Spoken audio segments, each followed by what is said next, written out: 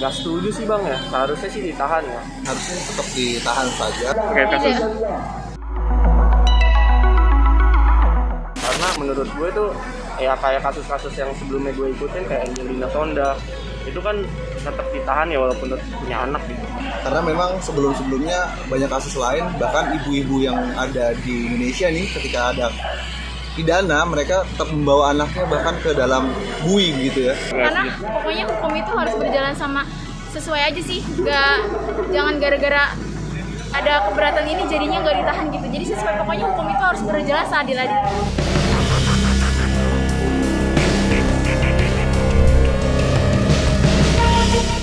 Kami mengajukan permohonan untuk tidak dilakukan penahanan karena dengan alasan kemanusiaan. Karena alasannya apa? Ibu Putri mempunyai anak kecil, itu yang pertama. Yang kedua, kondisi kesehatan Ibu Putri tidak stabil.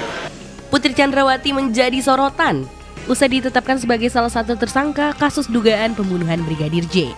Publik menyorot soal istri Verdi Sambo tersebut tidak dilakukan upaya penahanan oleh pihak penyidik. Padahal tuduhannya tergolong berat, yakni pasal 340 KUHP tentang pembunuhan berencana, subsidiar pasal 338 KUHP, jungto pasal 55 dan 56 KUHP.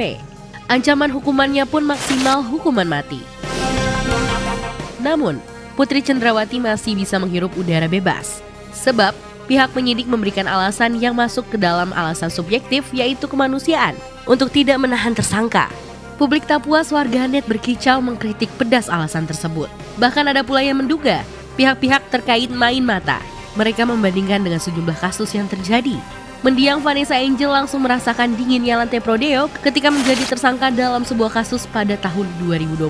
Meski sempat ditangguhkan penahanannya ketika hamil, namun pada akhirnya Vanessa Angel harus menangis terpisah dari anaknya sementara waktu. Kemudian ada pula kisah sedih Angelina Sonda. Saat ditahan, usia anaknya baru menginjak 2,5 tahun. Belum lagi beberapa cerita ibu yang harus terpisah dengan anaknya yang masih kecil lantaran terlibat kasus pidana. Penangguhan penahanan tertera dalam Kitab Undang-Undang Hukum Acara Pidana Pasal 31 Ayat 1. Hal itu pula menjadi dasar bagi penyidik, penuntut umum, atau hakim untuk memberlakukan penangguhan penahanan dengan alasan-alasan yang dibenarkan undang-undang. Alasan yang sering digunakan, yakni alasan sakit, alasan sudah berusia, alasan menjadi tulang punggung keluarga, dan alasan kemanusiaan. Apakah kewenangan penegak hukum untuk melakukan penangguhan penahanan dapat diintervensi pihak lain?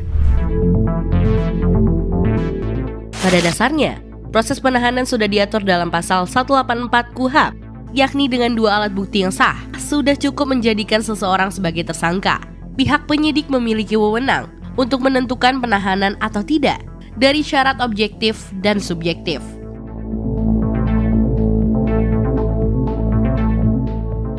Memang menjadi kewenangan penegak hukum. Melalui media sosial, publik kerap memprotes tidak adanya rasa keadilan dalam proses penegakan hukum antara masyarakat biasa dan pesohor, penjabat, ataupun oknum instansi tertentu. Dalam hal ini, Polri menjadi sorotan tajam terkait kasus pembunuhan Brigadir Joshua. Survei kepercayaan masyarakat terhadap lembaga-lembaga penegak hukum yang dilakukan Indikator Politik Indonesia mencatat, Agustus kemarin, Polri berada di urutan terakhir dengan angka 54,2% di antara penegak hukum lainnya.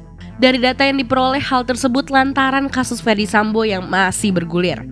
Nah, jadi ini sensitivitas ini penting untuk bisa mereka, artinya kemampuan untuk merasakan ya, rasa keadilan masyarakat itu dari pihak penegak hukum itu diperlukan. Jadi nggak bisa juga misalnya pokoknya saya tahan atau pokoknya saya tidak tahan, nggak bisa juga. Jadi harus betul mempertimbangkan kepentingan yang lebih besar gitu. Meski tekanan publik begitu kencang terhadap status Putri Chandrawati yang tidak ditahan, namun penyidik Polri seakan tidak bergeming. Mereka tetap mengikuti aturan yang sudah ditetapkan dalam undang-undang. Perihal kemanusiaan dan kondisi tersangka Putri Chandrawati menjadi alasan yang kuat. Istri Verdi Sambo itu tidak perlu merasakan dinginnya hotel Prodeo sementara ini. Nah, karena itu intervensi itu harus dihindarkan. Tetapi yang kita dorong itu adalah bagaimana dari penegak hukum itu sendiri yang punya sensitivitas gitu. Jadi itu dikembalikan kepada mereka. Jangan sampai sikap mereka yang bertahan dengan misalnya tidak menahan, sementara masyarakat menilai ini harusnya ditahan. Nah, itu akan menimbulkan perlawanan dari masyarakat misalnya. Nah, ini yang harus betul-betul dikalkulasi. Marwah kepolisian memang tengah diuji. Sebab kasus pembunuhan polisi tersangkanya adalah oknum polisi, terjadi di rumah dinas anggota polisi dan diproses oleh polisi. Akankah proses hukum dari pembunuhan Brigadir J akan mengurangi rasa keadilan bagi masyarakat?